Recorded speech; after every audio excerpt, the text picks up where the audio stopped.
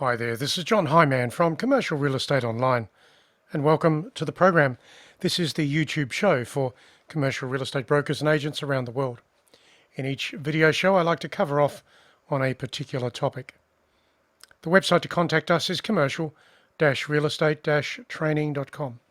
Now, in this particular video today, I'm going to cover off on a fairly big topic. Indeed, in this particular video show and in the others that follow, there are 13 different topics, and I'll be covering all of them in separate videos because there are a lot of separate items in each of the topics. So if you are building a brokerage business, then this particular series of videos will be valuable to you to help you understand what to do, what to look into, and how to do that.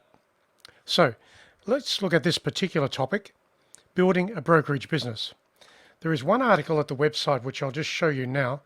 It's how to build a successful commercial real estate brokerage business. So search that website article and print it. The article itself has a number of subsections there for you to read through and understand. And indeed, the whole video presentation is based on these particular items from this article. So that's the article. You can print it from the website, how to build a successful commercial real estate brokerage business. So let's take matters further for you. As part of this matrix, today I'm going to go into this particular topic, which is the local region.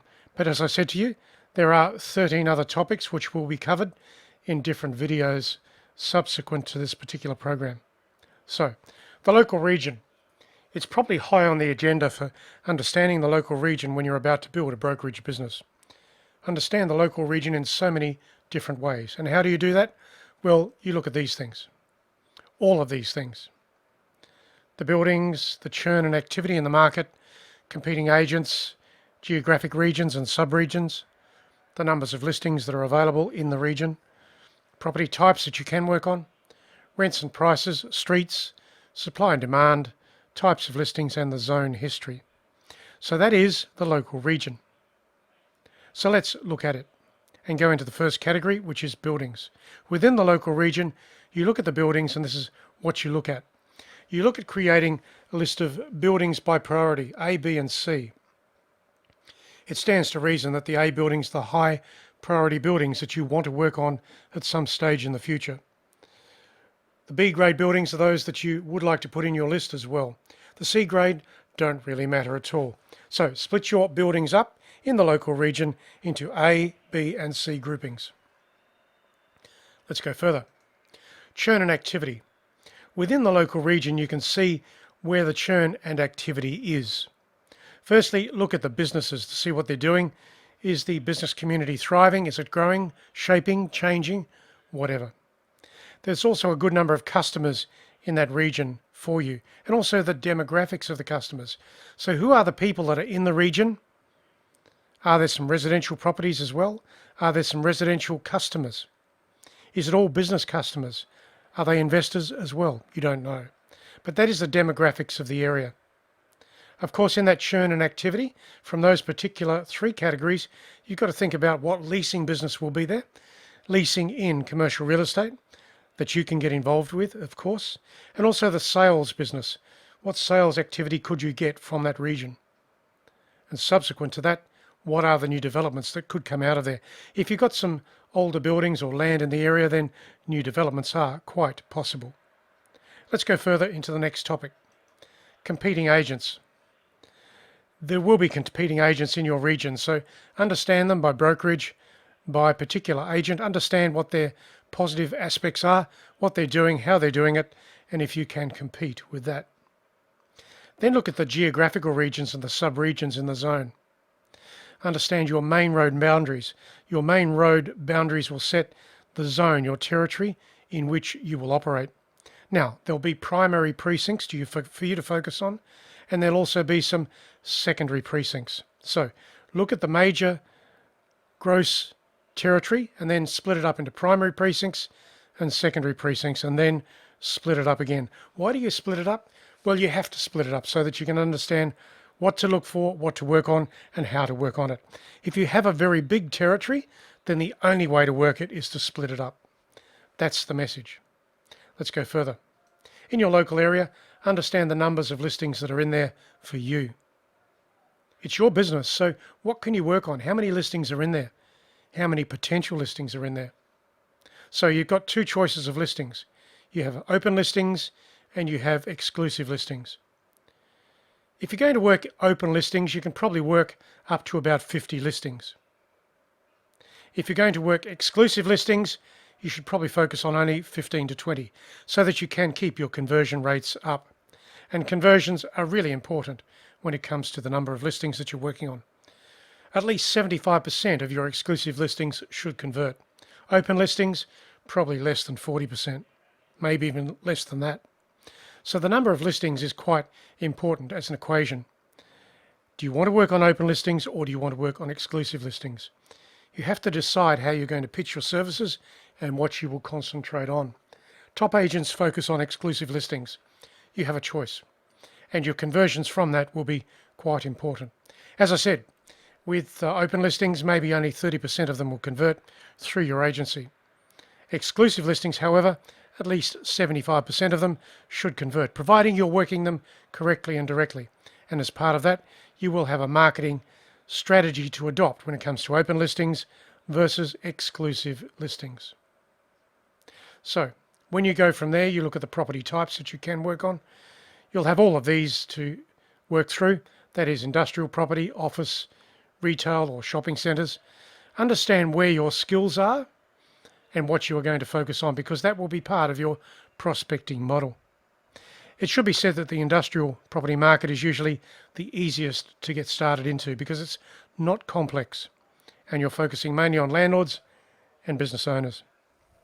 Once you understand a bit about property sales and leasing activity, you could graduate into office and ultimately you can move into retail.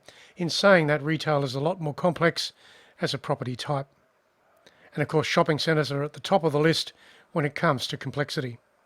So sales and leasing applies in all of these categories. You have to decide what categories you want to work on. So let's go further and let's look at rents and prices. What would you want to know about when it comes to rents and prices in your region? Well, all of these things are pretty important. Let's look at them and I'll choose a few for you. If you're looking at working the sales market, you'll need to understand prices per property type and per region. Taking that a bit further, you'll then relate that to yields, that is, the price against the passing income for the property, the net income. So pricing a property is one thing, but you'll also be looking at the yields when it comes to an investment property that could be sold or may have been sold. So in saying all of that, you've then got rents to look at because yields are impacted by rents, of course. And the rents will be different types. The effective rent, that is the effective rent after incentives have been removed. The face rent, which is the rent which has been stacked by the existence of an incentive. The gross rent is the gross rent for the property, including outgoings. The net rent is the rent for the property, excluding outgoings. And through all of that, there are incentives to think about. So if you're going to do a lease deal, you have to break everything down into numbers so you understand what the deal is, how it works, and how it works in the area when it comes to the property type and the location. So incentives impact effective, face, gross, and net rent. Understand what the incentives are in any transaction that goes through. And of course, incentives will impact the net result for the client and of course the price per property type and yields as well. All of it is linked. So let's go further and look at a few other topics here in this particular category, and let's look at streets. Get to know your streets so that you can select preferred buildings. Remember A, B and C, the thing that I mentioned earlier. Split your buildings up and also split your precincts up into primary precincts and secondary precincts. Most of your business, 75% of it, should come out of your primary precincts. Secondary precincts are a secondary process if you want to work the area. To get organised in your streets and your buildings, get a street map, a street directory to make sure you're canvassing the streets logically and methodically. And then, of course, target your buildings, target your owners. Going a bit further into the other categories, understanding supply and demand. Again, in the local area, what is the business sentiment?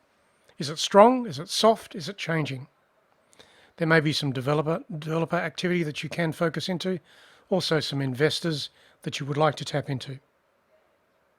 In saying all of that, there'll be property types, there'll be a take-up of property in leasing or in purchase, and time on market will also be impacted by supply and demand.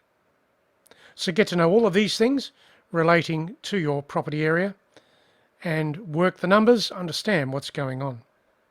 Let's go to another category here and go to the types of listings that you want to work on. All of these things are available as market segments: industrial, land, office, projects, renovation or refurbishment, retail. Maybe a project is an older building that has been renovated or refurbished. So all of these things are linked. Which segments do you want to work? Understand that for what it is. And in going to the final segment, have a look at the zone history. That is the available stock in the area currently.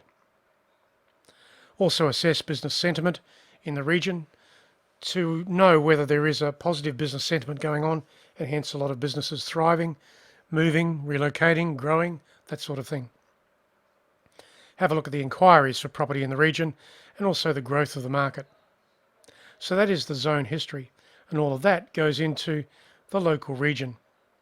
These are all issues that you should look into as part of establishing your commercial real estate business. Now, before closing on this particular topic, I've got a number of articles here that you can print from the website.